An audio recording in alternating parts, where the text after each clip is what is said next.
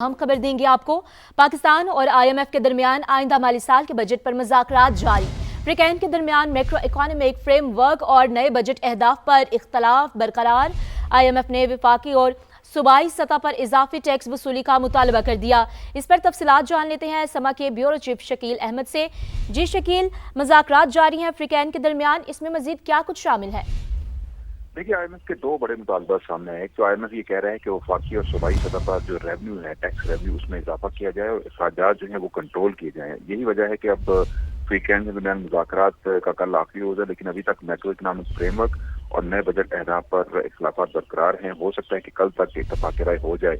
हुकूमत ने अगले माली साल 6 नमू का हदफ 4.1% मुकर्रर किया है, लेकिन IMF का ये ख्याल है कि 3.5% तक ग्रोथ रहेगी। इसी तरह इस साल 4.2% ग्रोथ का हदफ था, लेकिन 3.7% मुआशी तरक्की रही। अगले साल औसत महंगाई 8.6% तक महदूद रहने का हुकूमती तखमीना है, लेकिन मशरक़ वस्ती जंग बरकरार रही तो ये महंगाई बढ़ सकती है। और सूबों से कहा गया है कि वो अगले माली साल रेवेन्यू में तकरीबन 40% इजाफा करें और 400 अरब रुपए के मजीद टैक्सेस वसूल करें, जो कि ज़राअत, प्रॉपर्टी और सर्विसेज सेक्टर समेत मुख्तलिफ शोबों से वसूल किए जाएंगे। इसके अलावा अगले माली साल जो है 70 अरब रुपए की बरामदात का तखमीना है, और अगर बरामदात में इजाफा ना हुआ तो फिर तजारती खसारा बढ़ सकता है। और नए माली साल तफसीलाती ज़र से भी हुकूमत की उम्मीदें हैं।